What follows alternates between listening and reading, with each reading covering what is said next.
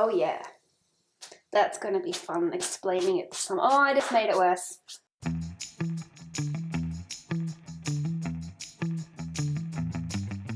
Hello my loves, I'm Miss MonMon. Welcome to my channel. Today we are doing another testing vintage, but we will be testing two products. Bath powders have been a thing for quite a while, and basically they are a finely milled, almost talcum-like powder that you put on after you have a bath. After your bath, your skin is really soft and subtle, so these powders stop any chafing. It's really great in summer if you get chafing on your thighs or maybe under your bosoms. So they really help with that, but they also just really help enhance any perfumes or creams that you put on. They are an absolutely delightful product, but they're not really popular anymore. I have always wanted to try a bath powder, and doing a little bit of research, there are quite a few vintage brands that you can still readily get today.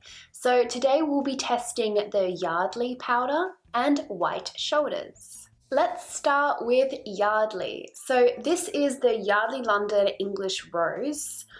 I have had this for probably just under a year, and it is almost completely empty. I actually have to stop using it because I remembered I have to film this video. Now, Yardley first started in London in 1770, and since then, Yardley have specialized in cosmetics, toiletry products, and fragrances. It's one of the oldest companies in the world that specializes in beauty, but it is currently owned by an Indian multinational conglomerate company called Wipro. During the 60s, they were the symbol of London with the help of their face, Twiggy. During this time, they even released Twiggy-inspired makeup and eyelashes to fuel the era of mods, funky fashion, and amazing music. To test out Yardley, I ended up going with the English Rose scent, which came out in 1873. Their original scent is actually the lavender, but I just couldn't find a company that would ship it to Australia. My Yardley came in this lovely little tin, and it was about $18 for 200 grams. Which, you know, isn't too bad in the grand scheme of things. So let's start with the scent of this. Obviously, it smells like roses. It is quite a strong rose scent, but it does also have a little bit of a powdery undertone. It smells a little bit granny-esque, but you know, that's what was popular back then, and powdery scents were very common in the 50s. Smells like grandma's. After several months of using this, I found the best way to use it is actually by putting it onto a powder puff.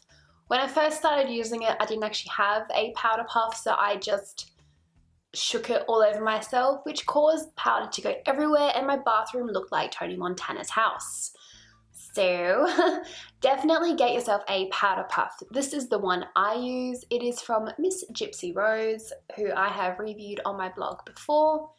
And to simply use it, open it up, sprinkle a little bit on, and then gently powder your skin. So how did my skin feel after using it?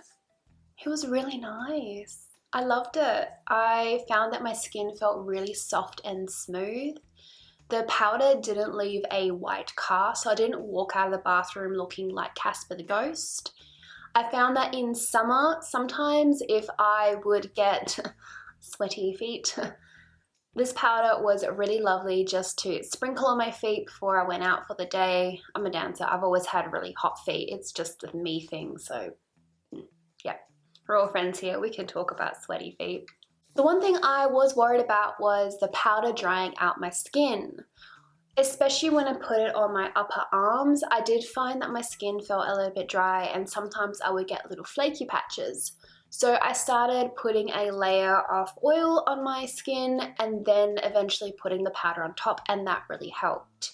So I think it can be a little bit drying, but I also have quite dry skin in general. I mean, I don't know how well you can see my forehead, but it's bad.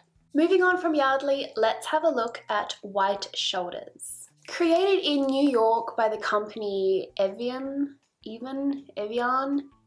in 1939. I couldn't find a lot about the company Evian itself, but I do know that it was a husband and wife team that wanted to create a really beautiful scent.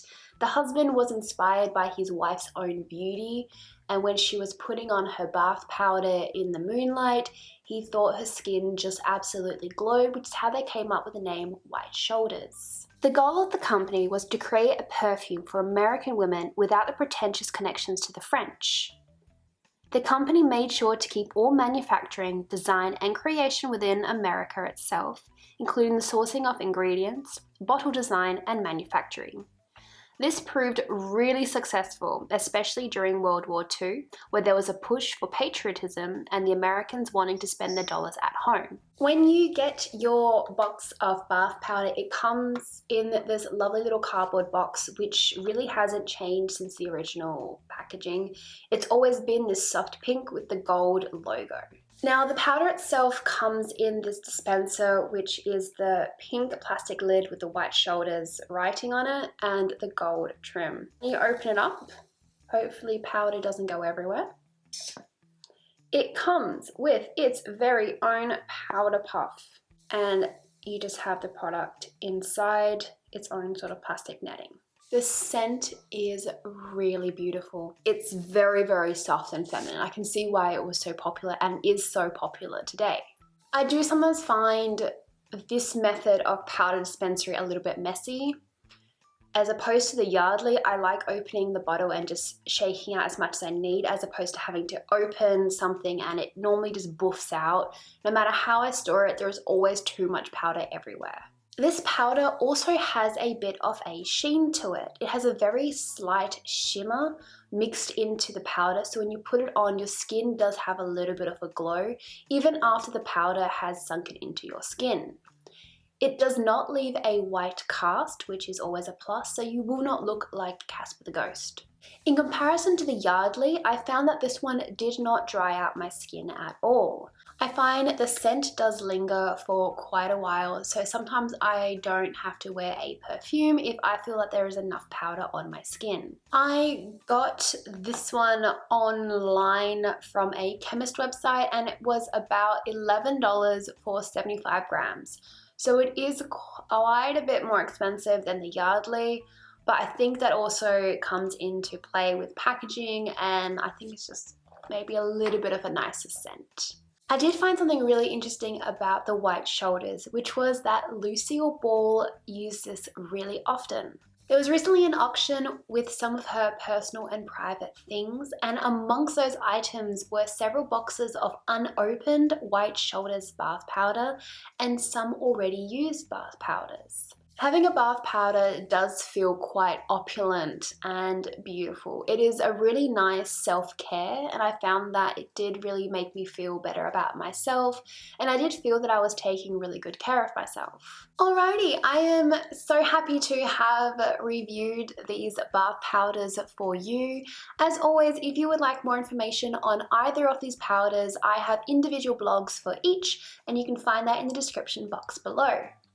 I will be back next week with another video, but until then you can like, comment and subscribe. You can find me on any of my social medias. I'd love to have you along for my adventures of vintage, glamour and tomfoolery. It was so good to see you guys. I hope you all have a beautiful week, and be kind, be true, be you. Bye!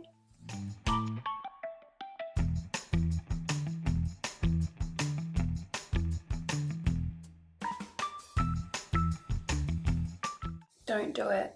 Don't do it. Brain. Do it. Okay, I don't like this lipstick. It's just flaking off and I'm just eating chunks of it. No, it's going in the bin. I've given it too many chances.